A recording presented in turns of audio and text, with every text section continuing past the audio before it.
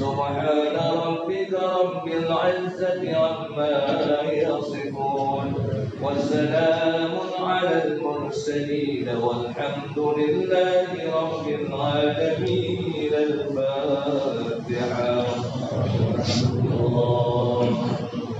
أعوذ بالله من الشيطان الرجيم.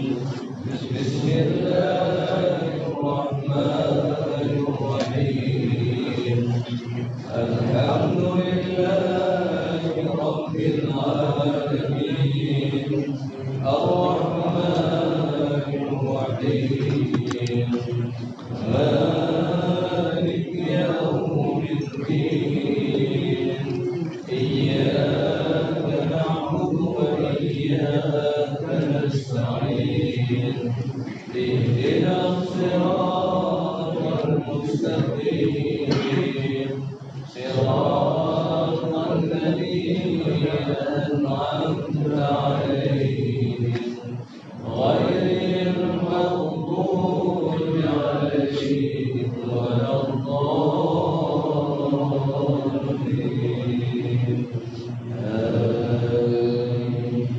صلى الله وسلم على النبي سيدنا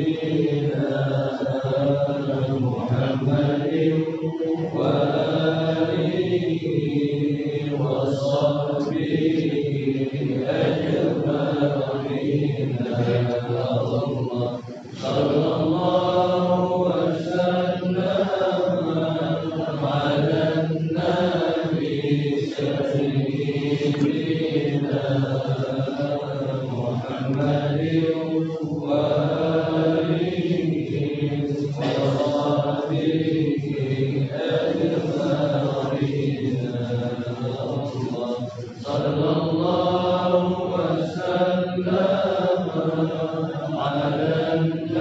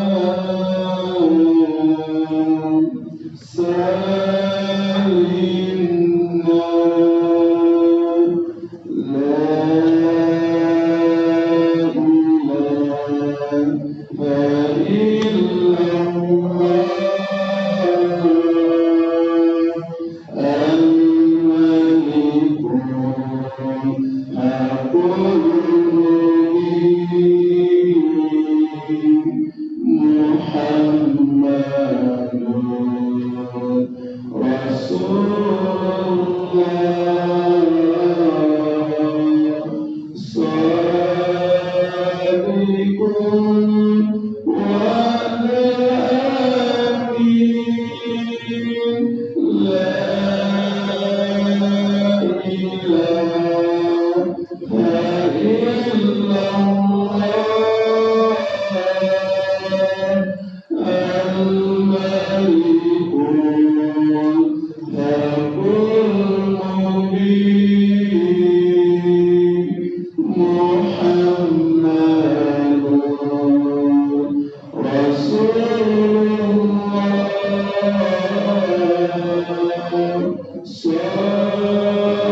صادق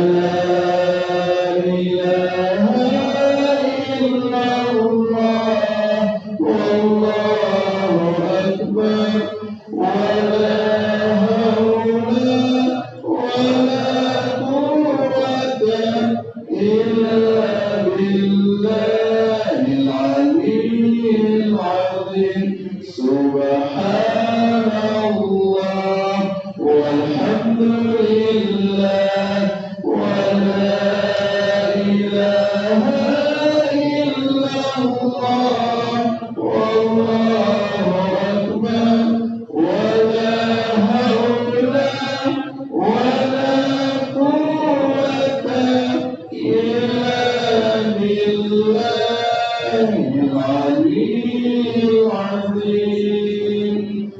Assalamualaikum warahmatullahi wabarakatuh. Alhamdulillah rabbil alamin, wassalatu wassalamu ala asyrafil anbiya'i wal mursalin wa ala alihi wa sahbihi rasulullah ajma'in, amma ba'du. Puji syukur pada Allah yang telah memberikan kita berbagai macam nikmat iman, nikmat Islam, dan nikmat kesehatan yang tidak bisa kita hitung nikmat Allah kepada kita. Tinggal kita mensyukuri nikmat tersebut. Salawat beserta salam kepada baginda Rasulullah Sallallahu Alaihi Wasallam, yang mana Rasulullah Sallallahu Alaihi Wasallam yang mampu memerdekakan perbudakan di muka bumi ini, yang mampu memerdekakan kesetaraan antara sesama manusia. Hanya Rasulullah sampai hari ini. Sudah sepatutnya kita mengidolakan Rasulullah, sudah sepatutnya kita meneladani beliau. Yang kami hormati Ketua BKM beserta pengurus Masjid Al-Falah Nasrujaya, yang kami hormati Kecik Lampung Nasrujaya, Imam Cik, Tengku-tengku, para guru-guru kami, para tokoh-tokoh masyarakat di Safari Subuh Sabtu S3 di Masjid Al-Falah Nasrujaya, dan juga yang kami hormati para penasehat S3 dan juga para pengurus S3. Baik, sebelum kami melanjutkan agenda selanjutnya, kami akan membacakan beberapa pengumuman terkait dengan agenda Safari Subuh di beberapa komunitas di dalam pekan ini. Pertama, ada Safari Dakwah Sabda yang akan dilaksanakan pada maghrib, yaitu hari Sabtu hari ini di Masjid Babur Rahman, Kampung Lampemen Timur, Kecamatan Jaya Baru, Banda Aceh. Babur Rahman. Oke. Selanjutnya Baitul Salam. Selanjutnya Safari Subuh Jamaah Arafah di Masjid Musola besok tanggal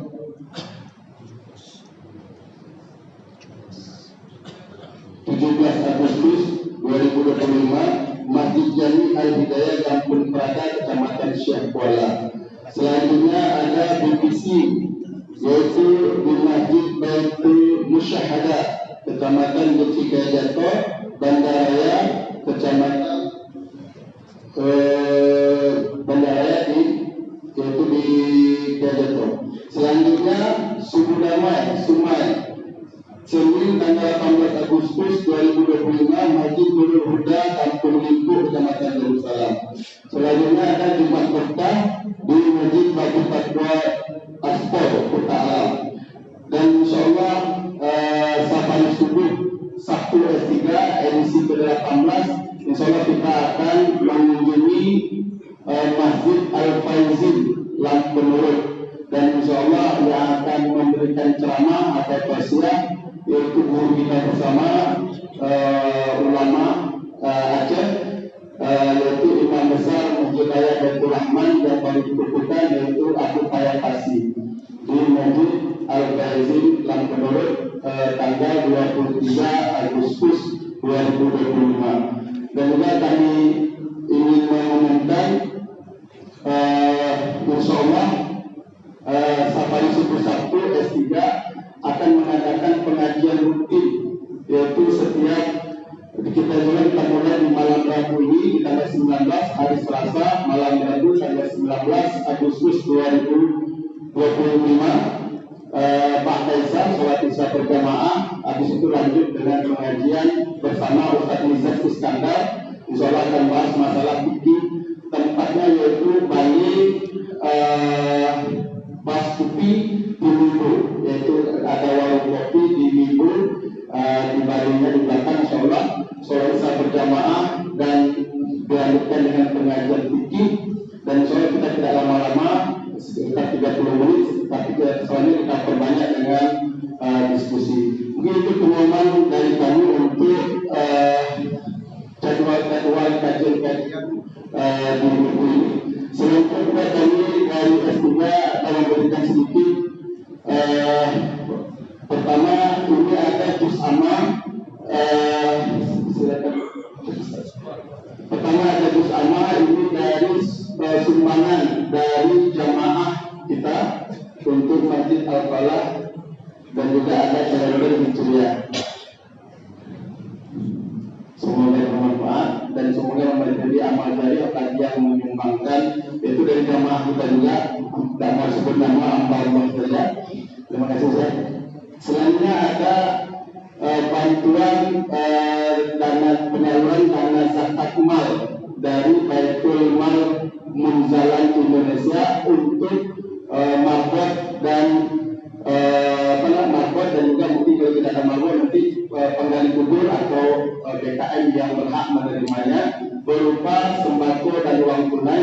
Insya Allah akan diserahkan oleh Ketua Baitul Mal Munzalan Indonesia yaitu Ustaz Jaza, dan untuk di Munzalan Pala insya Allah penerimanya adalah waktu kepada Ustaz Jaza yang waktu dari persilakan.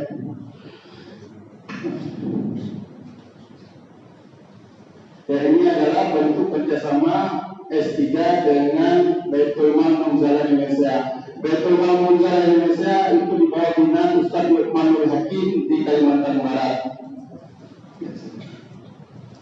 Yang mudah-mudahan ke depan ini bisa lebih meningkat lagi, bisa menambah barang 2-3 orang, insyaallah mudah-mudahan. Terima kasih banyak. Ya, terima kasih banyak. Semoga bermanfaat dan menjadi amal jariah bagi yang sebagai muzakinya yang akan mengalirkan zakatnya. Selanjutnya mari sama-sama kita dengarkan ceramah atau tausiah dari guru kita bersama, yaitu Ustaz Suwardi SPD kepada Ustaz Kuswi Suwardi SPD. Kami persilakan dengan segala hormat.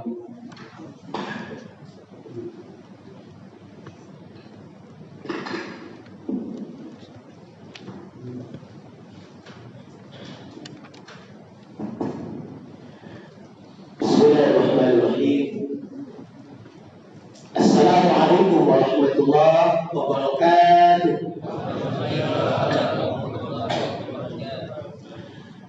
Alhamdulillahi wa kafa, wassalatu wassalamu ala rasulihil mustafa wa ala alihi wa sahbihi wa man ihtada, amma ba'd. Qala Allah Ta'ala fil Qur'anil Karim, a'udzu billahi minasy syaithanir rajim. Wa idh ta'adzana rabbukum la in syakartum la azidannakum wa la in kafartum inna 'adzabi lasyadid. Shadaqallahul 'azim. Alhamdulillah, betapa besarnya nikmat Allah yang sudah Allah berikan kepada kita. Tadi pagi tadi sebelum subuh kita diberikan kenikmatan yang pertama, yaitu dibangunkan dari kematian kita. Sejatinya orang yang tidur itu adalah orang yang mati. Makanya kenapa doa bangun tidur itu? Alhamdulillahilladzi ahyana ba'dama amatana wa ilaihi nusyur. Segala puji bagi Allah yang telah menghidupkan kami setelah mematikan kami. Bukan berarti orang yang meninggal dunia tidak dapat nikmat. Itu nikmat juga bagi orang-orang yang beramal soleh, yang mereka sudah tidak sabar lagi untuk bertemu dengan Rabb-nya, untuk melihat semua kenikmatan-kenikmatan yang diberikan semasa hidupnya. Tapi pagi ini Allah kasih satu nikmat untuk kita yang hidup, yaitu dihidupkan dari kematian kita. Dihidupkan dalam kondisi taat. Mana buktinya? Ketika terbangun dari kematian kita, yang kita ingat adalah Allah Subhanahu wa Ta'ala. Kita berdoa. Bisa saja tadi pagi kita tidak dibangunkan. Banyak orang yang tidur, paginya tidak bangun lagi. Na'udzubillah min dzalik, kalau seandainya sebelum tidur kemaksiatan yang dia kerjakan, keburukan yang dia lakukan, dan perbuatan-perbuatan yang lalu, yang sia-sia, yang tidak ada manfaat, yang menjadi kebiasaan. Tapi kalau yang menjadi kebiasaan yang baik-baik, maka ini semua nikmat. Jadi bersyukurlah kita kepada Allah. Tadi pagi kita dibangunkan oleh Allah dari kematian dalam kondisi tetap dalam ketaatan kepada Allah Subhanahu wa Ta'ala. Andai kata tadi pagi tidak dibangunkan oleh Allah, mungkin pagi ini tidak jadi kita jamaah S3. Apa yang diumumkan inna lillahi wa inna ilaihi raji'un, telah meninggal seluruh jamaah S3.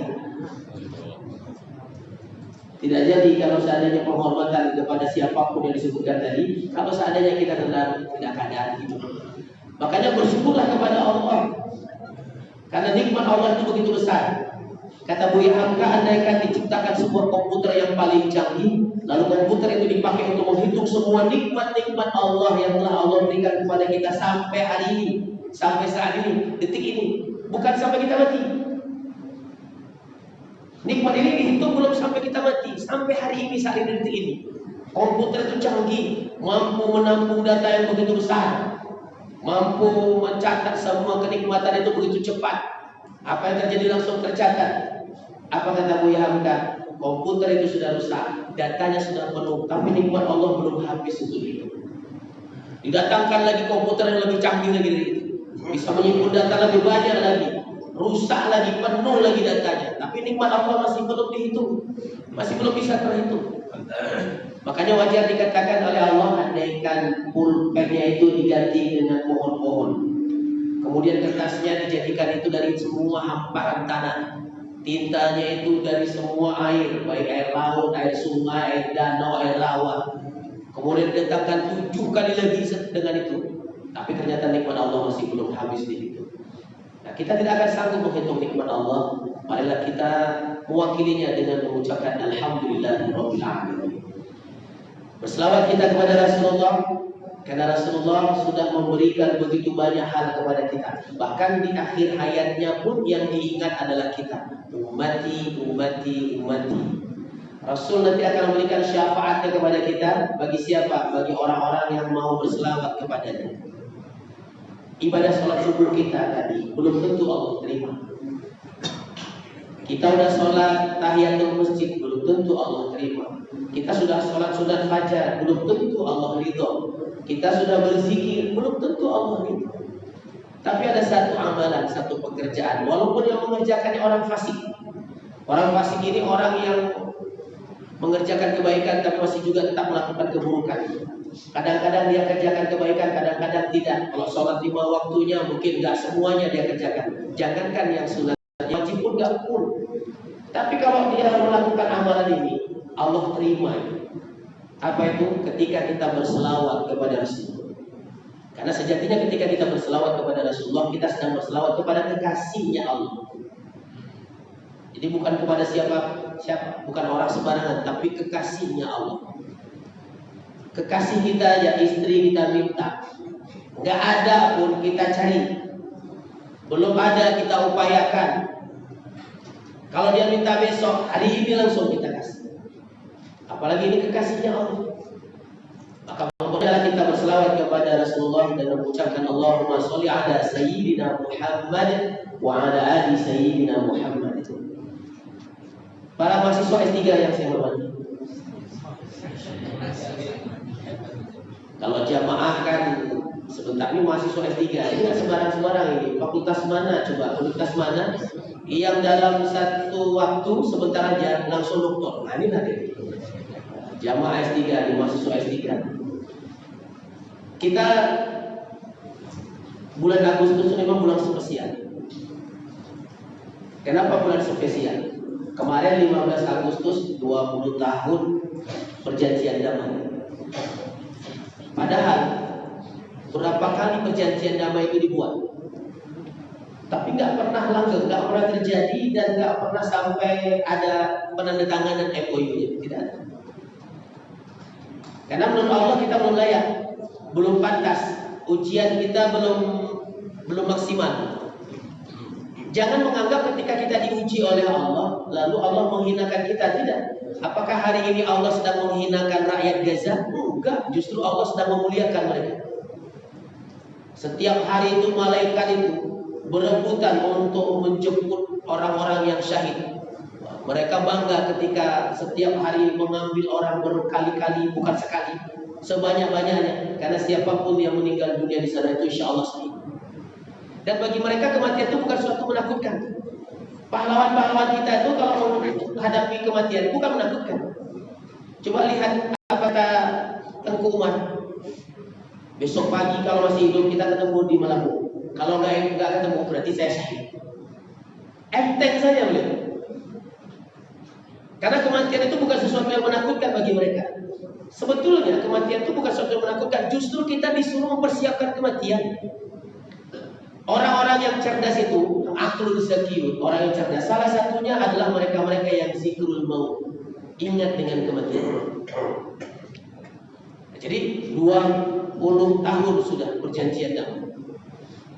Belum terjadi walaupun sudah berkali-kali dibuat, tapi 15 Agustus 2005 itu bisa terjadi. Kenapa? Karena sebelumnya ada ujian yang membuat kita layak untuk mendapatkan syahadat. Apa itu? 26 Desember 2004. Allah datangkan sebuah ujian, yaitu adalah ujian S3. Sehingga terjadilah wisudanya di 15 Agustus 2005. Tsunami, gempa dulu, dihilangkan dulu beberapa orang. Bagi Allah tidak banyak, 350.000. Kalau Allah mau, satu dunia yang jumlahnya 7 miliar ini bisa Allah matikan dalam seketika. Tidak ada yang mustahil. Jadi ujian ini untuk menaikkan level. Siapapun ingin naik level harus ikut ujian. Coba tengok anak kita, anak sekolah. Kelas 1 SD dia. Mau naik level dia ke kelas 2, ujian. Habis tamat SD, mau kepingin masuk SMP, ujian. Mau masuk SMP ujian, masuk SMA ujian, tamat SMP ujian, mau masuk kuliah ujian, sampai mau S1 ujian, S2 ujian, S3 ujian. Kalau kita sudah menyelesaikan ujian, layaklah kita untuk mendapatkan yang kita inginkan tadi. Jadi ketika setiap hari Allah menguji, bukan karena Allah benci, tapi Allah sayang dengan kita. Kemarin-kemarin itu begitu banyak perjanjian damai itu, menurut Allah ini masih ada yang belum benar, ini masih belum ada ketulusan, ini masih belum ada keikhlasan. Dikasihlah ujian. Dan terbukti alhamdulillah perjanjian damai itu sudah terjadi. Semasa konflik, kita mau sholat subuh seperti ini aja takut, kumpul seperti ini aja nggak berani, mau keluar agak was-was. Yang punya senjata takut, kita yang nggak punya senjata juga takut. Yang punya senjata pun masih takut juga. Bajunya nggak berani pakai baju resmi, ya kan? Nyaman semua. Yang pegawai juga di luarnya pakai jaket, dalamnya ternyata kita pikir pakai jas hujan, karena hujan rupanya enggak, tutupin baju sana. Takut. Nah ternyata ketika kita takut, disuruh sama Allah apa? Kita disuruh mendekati rumahnya. Kalau kita baca surat Quraisy, ila fi Quraisy, ila fihim rihlatash shita'i was-shayf, falyabudu rabb hadzal bait. Maka sembahlah Tuhanmu yang memiliki rumah ini. Yang mana itu? Mereka yang akan terhindar dari wa amanahum bil khauf, yang akan memberikan keamanan, menghilangkan rasa takut. Bagi seorang mukmin, kematian itu justru yang dicari, tapi bukan mati konyol, mati di jalan Allah Subhanahu wa Ta'ala. Nah ini satu kenikmatan yang pertama, nikmat kemerdekaan, nikmat perdamaian. Yang kedua apa? Besoknya. Jadi ini hari ini memang spesial ini, pertengahan 16 Agustus ini. Kemarin perjanjian damai, besok 17 Agustus. Jadi karena 16 ini hari spesial, satu hari sebelumnya adalah ulang tahun perjanjian damai, satu hari setelahnya adalah ulang tahun kemerdekaan yang ke-80. Jadi satu hari ini spesial. Makanya penceramahannya juga spesial. Spesial lagi flu-nya, lagi sakit. Kita kadang-kadang kalau lagi sakit kan manja.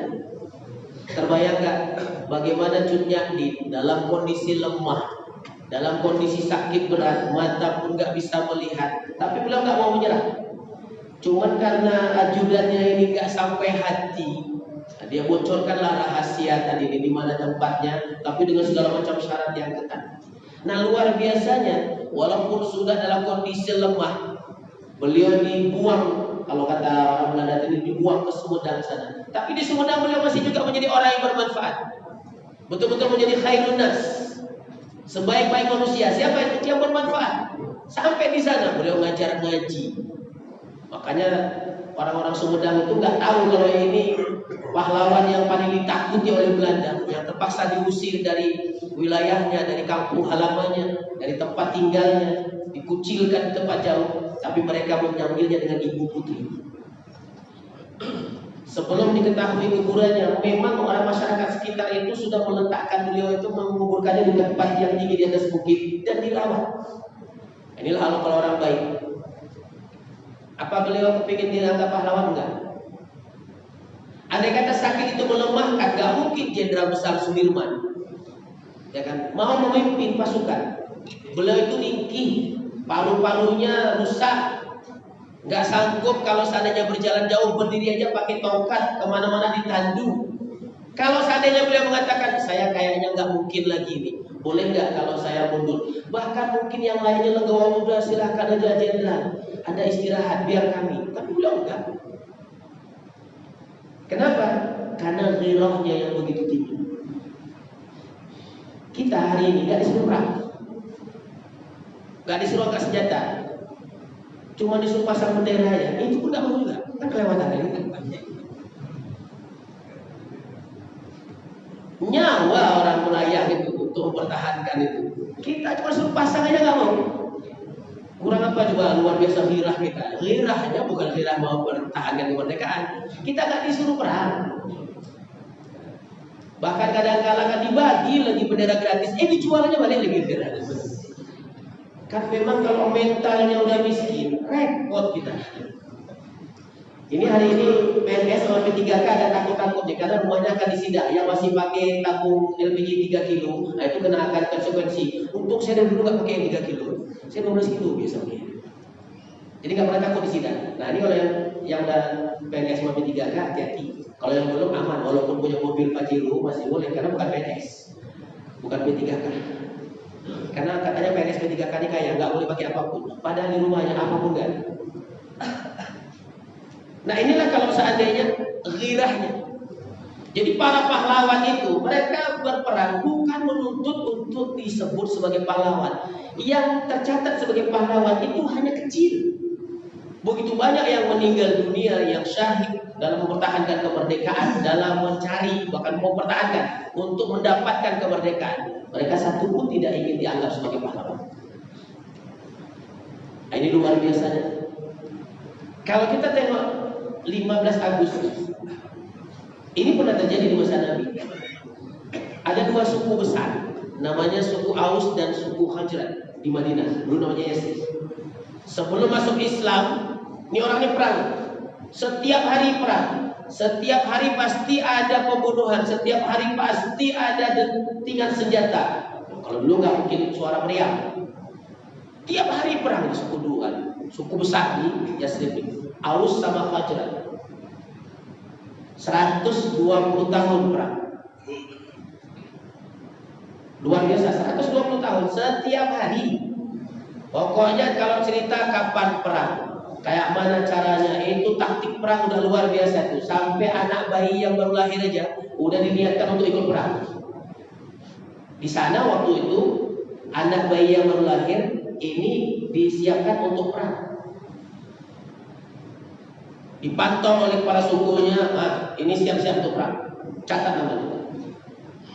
Kalau kita kan bayi yang baru lahir, ini pacar. Ya kan, siap-siap bayar utang. Kalau masa itu enggak siap-siap untuk ikut perang. Nabi kirim sahabatnya di luar. Jadi sebelum Nabi datang, Nabi udah kirim delegasi. Pasti yang dikirim ini orang-orang yang luar biasa. Negosiator ulung ini, para pendamai ulung, bukan orang sembarangan. Kalau ghirah mereka lemah, mungkin gak akan mau. Kenapa? Gak mungkinlah saya tinggalkan anak istri, gak mau. Tapi pergi. Sahabat Nabi ini luar biasa, dia dekati dua suku ini. Mereka sudah mulai ada yang masuk Islam, kepala sukunya juga sudah ikut, tapi masih perang juga. Ketika Rasulullah datang ke sana, terjadilah perjanjian damai di Bukit Aqabah, namanya Baitul Aqabah. Makanya Allah sebut dalam Quran surat Ali Imran ayat 103, fa asbahtum bi nikmatihi ikhwan.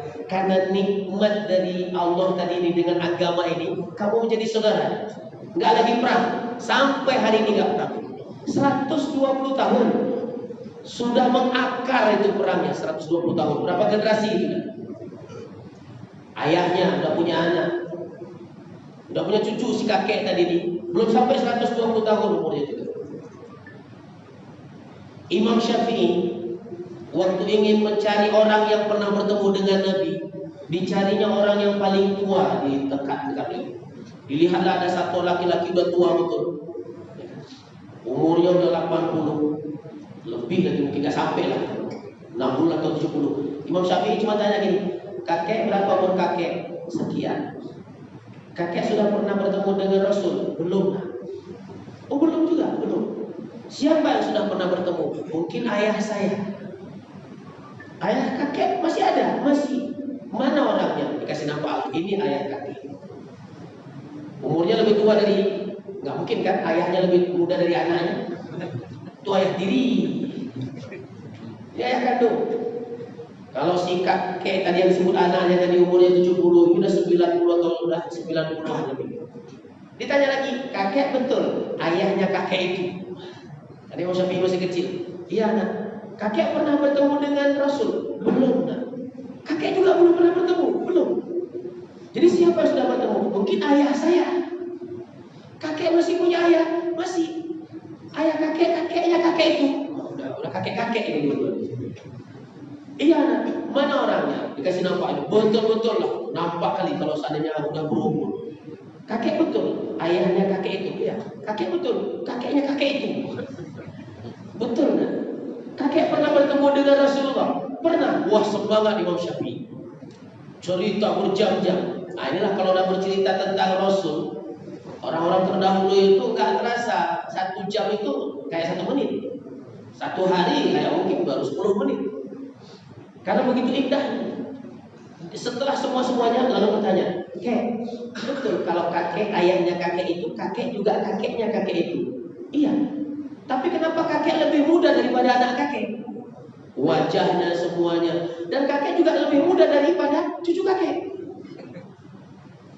Apa dia bilang? Nah, saya hidup saya enak, tidak susah. Tapi kenapa anak kakek susah? Ya karena hidupnya lebih susah. Cucu kakek kenapa lebih begitu? Lebih susah lagi. Kenapa? Istri kakek nggak cerewet. Kalau istri anak kakek, menantu kakek agak cerewet. Kalau cucu kakek, istrinya cerewet kali. Ternyata istri yang sangat cerewet itu berdampak kepada suaminya. Jadi kalau hari ini laki-laki muda nampak tua, nanti cerewetnya bukan main istrinya. Nah ternyata kembali lagi kemari, mereka orang terdahulu ini tidak pernah berharap sedikit pun untuk disebut pahlawan. Karena mereka ingat dengan pesan Nabi. Ada orang yang secara kasat mata makhluk lain, orang lain yang di sekitarnya menyebut ini kalau seandainya penghuni surga. Siapa itu? Yang pertama orang yang meninggal dalam perang. Yang kedua orang yang menuntut ilmu. Yang ketiga orang yang banyak bersedekah. Tapi kata Nabi tiga-tiganya justru masuk neraka. Kok bisa? Ternyata dia berperang. Tujuannya supaya dia disebut sebagai pahlawan. Nah ini para pahlawan-pahlawan kita itu, kakek nenek moyang kita sadar betul, karena mereka muslim, mereka juga ikut pengajian. Bahkan ulama-ulama dulu itu menggelorakan semangat jihad. Setelah itu baru dikirim yang namanya Sudokuronya itu, barulah di situ agak kendor. Tapi sebelumnya tidak ada. Luar biasa semangatnya. Semangat untuk mati syahid itu luar biasa. Nah, suku harus tadi ini fa'asbahtu bi nikmatihi ikhwana. Karena nikmat dari mereka masuk Islam tadi ini membuat mereka menjadi saudara. Di Amerika sampai hari ini sistem apartheid itu nggak bisa hilang. Siapa yang bisa menghilangkannya? Islam. Ternyata orang Islam di sana itu nggak mau tahu warna kulit. Bisa ada di sebelah-sebelahan. Mereka bisa berpelukan laki-laki tadi ini. Bukan karena pelukan karena yang lain, tapi karena Allah Subhanahu wa Ta'ala. Walaupun kulit hitam, tapi dia bisa menjadi imam. Walaupun dia kulit hitam, tapi dia bisa berdiri setara. Itu cuma Islam. Makanya dikatakan tadi, Rasulullah yang sudah memerdekakan dari perbudakan. Kata ketua jurusan S3 tadi. Ini kan mahasiswa nih ini. Ini ketua program sarjana ini, pasca sarjana luar biasa. Sampai Nabi itu pun beliau sebutkan ini adalah pakarnya kemerdekaan. Nah 17 Agustus sudah sama. 80 tahun sudah. Apa nggak ada ujian selama 80 tahun? Ada. Bangsa yang hebat itu bukan bangsa yang tidak pernah mendapatkan ujian, tapi yang selalu diberikan ujian. Pilot hebat itu bukan pilot yang menerbangkan pesawat di udara yang cerah. Nahkoda yang hebat bukan nahkoda yang membawa kapal lautnya tadi ini di lautan yang tenang. Pembalap hebat itu bukan di jalan yang lurus. Hari ini kan orang balapan liar itu kan di jalan lurus semuanya. Valentino Rossi hebat itu justru ketika dia bisa memotong di tikungan. Jadi kalau hari ini anak muda ketika dia ditikung dengan kawannya, pacarnya diambil, apa dia bilang? Itu Valentino Rossi. Dia Marquez karena dipotong di tikungan. Jadi pembalap-pembalap itu justru bermain ketika di tikungan tadi. Kalau di jalan lurus itu siapapun bisa. Kalau seandainya bawa sampan di lautan yang tenang, jangankan nahkoda yang handal, kita yang nggak pernah bawa kapal pun, dayung sampan, pasti berani. Ketika dibuka Aceh 1 yang melalui jalur ke Sinabang itu jangan tanya itu apa namanya itu bagaimana bedanya keluar dari Calang itu ketika diteluk itu goyangnya jangan tanya. Belum lagi nanti karena samudra Indonesia yang kita lewati itu. Siapa yang dikirim untuk menjadi nahkodanya? Pasti yang diakui, bukan yang baru bawa. Walaupun udah S3 dia di sana itu pakarnya. Kalau ini pengalaman tetapi. Jadi pengakuan ini, jadi hebatnya orang bukan karena dia berada di zona nyaman. Andai kata para pejuang kita itu berada di zona nyaman, mungkin sampai hari ini kita belum merdeka. Kita bisa merasakan ya bagaimana susahnya rakyat Gaza yang dalam kondisi ketakutan. Setiap hari kematian itu bisa menjemput kapan saja, bisa datang kapan saja. Ketakutan tetap ada. Belum lagi dalam kondisi kelaparan, tidak punya tempat tinggal. Nah, itulah yang dirasakan oleh para pejuang-pejuang kita dulu. Jadi mereka berjuang, mereka mengorbankan jiwanya, raganya, darahnya, hartanya, bukan sedikit. Tapi tolong diingat, di masa Rasulullah para sahabat itu berlomba-lomba untuk menjadi donatur perang. Waktu itu tidak ada fitnah. Kalau kita dulu itu waktu masa konflik, fitnah itu besar sekali. Kalau cuma dituduh masih bisa untuk membela diri, tapi kalau sudah difitnah nggak bisa.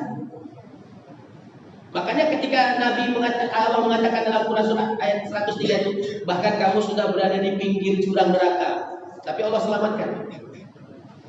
Fitnah waktu pas masa konflik itu jangan tanya. Yang itu bisa berakibat kehilangan nyawa.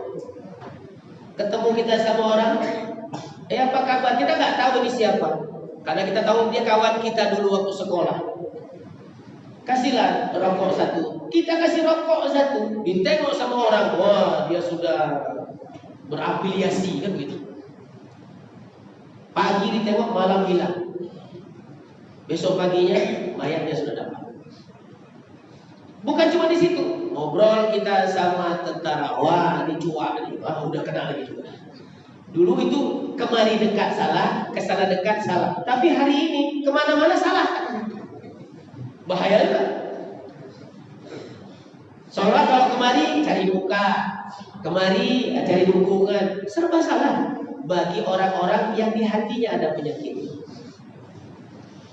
Nah oleh karena itu jamaah dimuliakan Allah Subhanahu wa Ta'ala, momentum kenikmatan yang Allah berikan tadi ini luar biasa. Begitu banyak nikmat Allah. Wajar kalau seandainya sampai 31 kali diulang sama Allah. Fa bi ayyi ala'i rabbikuma tukadziban. Nikmat dari Tuhanmu yang mana lagi yang hendak engkau dustakan. Hebatnya, kenapa orang dulu kok mereka nggak mau yang menerima saja? Karena ternyata kenikmatan terendah itu adalah ketika kita menerima. Kita waktu terima kan enak. Waktu udah terima, Masya Allah, besar banyak kita diterima. Kita lupa, harta itu nikmat paling rendah. Kapan dia menjadi nikmat tertinggi? Ketika kita mengeluarkannya, kita memberinya. Para pejuang kita dulu, mereka nggak mau menerima. Mereka ingin menjadi golongan kelompok yang memberi. Sedekah ini memberi. Al-yadul ulya khairu min al-yadis sufla. Tangan yang di atas lebih baik daripada tangan yang di bawah. Kita makan dari sesuatu, ya kan? Dari hasil yang kita terima dari kita sendiri. Itu nggak sama nikmatnya ketika kita bisa berbagi. Makanya kenapa orang-orang tua kita dahulu itu suka kali memberi. Ini tanah saya ya, saya wakafkan untuk masjid. Ini tanah saya yang ini untuk pesantren. Ini tanah saya yang ini untuk kuburan. Ini yang ini untuk jalan. Itu dulu kakeknya, cucunya pening diambil balik. Mana surat kakek saya kasih gadakan balik. Udah jadi masjid bongkar kalau nggak bayar. Itu udah kejadian. Orang tuanya, kakeknya dulu udah kasih. Nah, kenapa kakeknya ini sadar dia kenikmatan yang paling besar adalah ketika mau memberi. Makanya sahabat-sahabat Nabi dulu kasih. Sampai hari ini Utsman bin Affan masih punya rekening. Rekening itu abadi. Beliau beli sumur. Nah, memang inilah yang kenapa suku Aus dan suku Khazraj itu berkelahi terus perang terus. Karena gosokan dari Yahudi, karena Yahudi ini nggak senang ya kalau dua suku ini damai, mereka tersingkir. Makanya ketika Rasulullah datang, yang ingin disingkirkan adalah Rasulullah. Berbagai macam daya dan upaya mereka upayakan supaya Rasulullah itu terbunuh, supaya Nabi itu terusir. Nah, tapi inilah karena apa yang namanya tarob itu ikatan batin. Ikatan batin Rasulullah dengan sahabatnya begitu kuat, ikatan batin sahabat dengan Rasulullah begitu kuat. Segala macam fitnah, godaan, ujian ini tidak bisa. Walaupun ada juga yang terikut, ada juga yang terhasut, tapi itu kecil sekali. Memberi. Hari ini jamaah haji Aceh kenapa bisa senang ketika berangkat haji? Mereka mendapatkan dari nazir wakaf karena waktu itu Habib juga memberi. Beliau tidak menerima, tapi beliau memberi. Pahlawan-pahlawan kita, nenek moyang kita yang sudah berperang, mereka tidak ingin mereka menerima, tapi memberi. Ada satu kisah. Seorang raja ketika dia baru menyelesaikan perang menaklukkan sebuah tempat, dia berjalan-jalan dengan panglima perangnya dan pasukannya, dengan kudanya keliling wilayah tersebut. Di satu tempat dilihatnya satu orang kakek-kakek sedang menanam pohon kelapa. Raja tadi berpikir, ini kakek ini ditanam pohon kelapa, apa yang mau dia nikmati? Pohon kelapa ini 5 tahun paling cepat dia berbuah. Itu kalau hibrida, dulu mah ada kelapa hibrida, kelapa kampung semuanya. 10 tahun baru berbuah. Kalau dia tanam toge bisa dapat.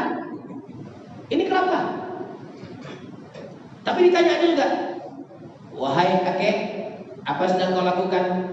Oh, aku sedang menanam buah kelapa. Untuk apa kau tanam?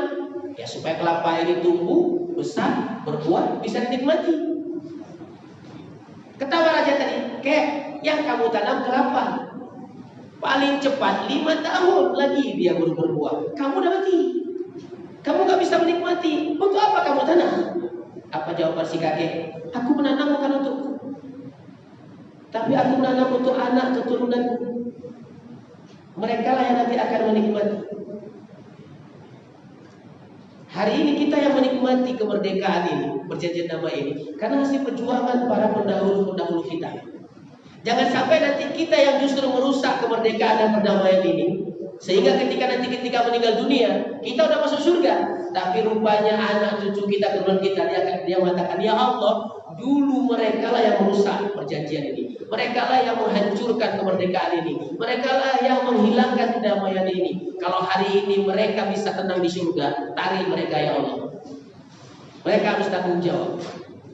Udah tenang-tenang kita di surga, kita terpaksa harus kembali mendekati neraka.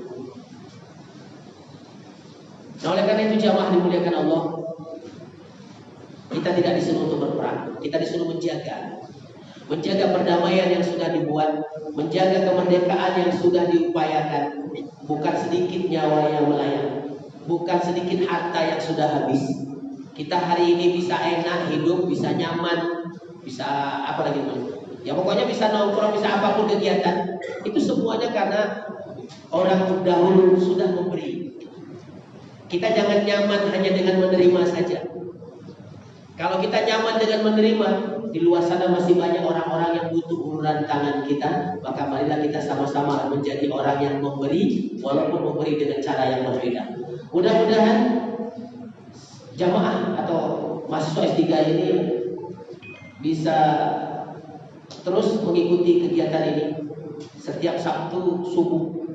Kenapa dibikin Sabtu subuh? Karena katanya udara subuh itu lebih bersih. Waktu ditanya kenapa udara subuh lebih bersih, karena belum terkontaminasi dengan orang-orang munafik.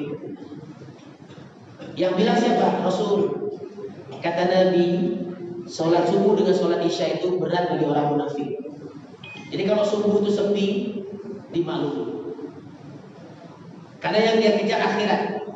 Kan ada tuh satu ustadz bilang begini, kejarlah dunia, pasti kau tak dapat. Kalaupun dapat, pasti tak banyak. Kalaupun banyak, pasti tak puas. Kalaupun puas, pasti tak banyak. Lalu dibalik, tapi coba kejarlah akhirat, pasti kau dapat. Udahlah dapat, pasti banyak. Udahlah banyak, pasti puas. Udahlah puas, pasti abadi. Jadi ketika kita mengejar dunia, yakin uang boleh bermiliar-miliar, tapi belum tentu kita bisa menikmati. Tapi kalau kita kejar akhirat, dunia ikut mengejar. Kita kejar dunia, akhirat lari menjauh. Tapi kalau kita kejar akhirat, dunia ikut. Makanya kejarlah akhirat, karena dunia itu ikut. Dia kemanapun akhirat ikut ya. Tapi kalau kita kejar dunia, capek setengah mati. Pasti yang kita rasakan, hari ini capek kali, hari ini kesel kali, hari ini palah kali, hari ini marah, hari ini senang, itu semua ada. Tapi kalau kita kejar akhirat cuma satu, insya Allah hari ini bahagia. Mudah-mudahan kita semuanya istiqomah dalam kebaikan, istiqomah dalam ketaatan, istiqomah dalam sesuatu yang memberikan manfaat kepada orang lain, agar kita betul-betul nantinya walaupun kita bukan masuk surga, kita tidak masuk surga, tapi karena kita berkumpul dengan orang-orang yang soleh, dikatakan orang yang soleh bisa memberikan syafaatnya. Ya Rasul, ya Allah, mana teman kami si Fulan? Kenapa? Dia sama kami ya Rasulullah dulu di jamaah S3. Oh, dia ada di neraka. Ya Allah, dia aktif, dia rajin, dia baik. Kalau gitu coba kalian cari di neraka. Cari. Itu dia ya Allah, udah hitam udah kosong.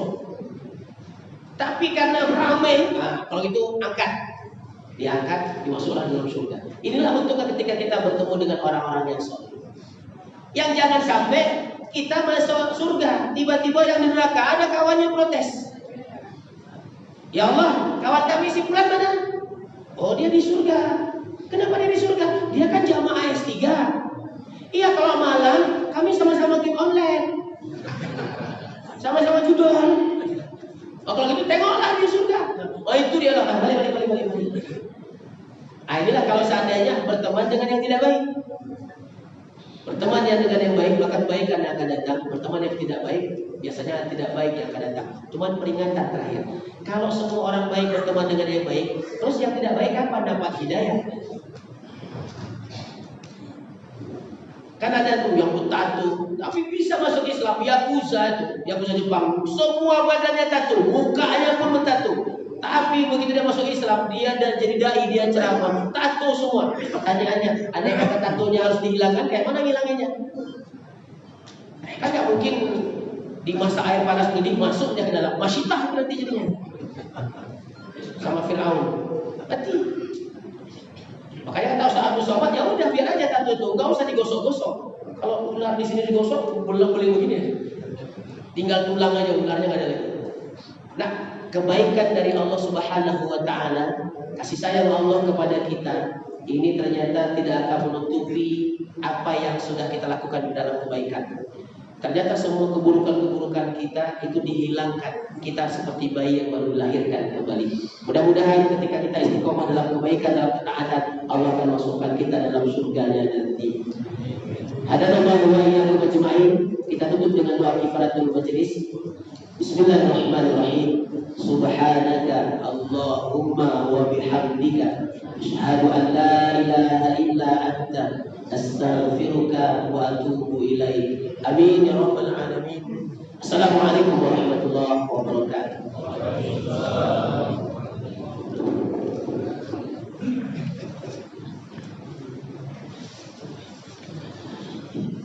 Terima kasih kepada Ustaz Husni Suwadi yang sudah memberikan tausiah ceramah kepada kita semua. Semoga ini menjadi pelajaran ilmu bagi kita semua. Dan kami ingatkan kembali, jangan lupa besok hadiri safari subuh Arafah di Masjid Jami Al-Hidayah Lampung Prada. InsyaAllah ceramah akan disampaikan oleh Ustaz Masrul Aidi. Dan juga kami ingatkan, InsyaAllah Sabtu depan tanggal 23 Agustus 2025 kita di Tes 3 edisi ke-18 di Masjid Al-Faizi Lampung. Penceramahannya yaitu guru kita bersama Abdullah Payakasu, Imam Besar Pensuraya Batul Rahman yang baru dikukuhkan. Mari sama-sama kita bersalam-salaman, semoga dosa di antara kita dihapuskan oleh Allah Subhanahu wa Ta'ala. Mari Ustaz Husni Suwadi, Ustaz Said, sama-sama kita di depan kita bersalam-salaman. Demikian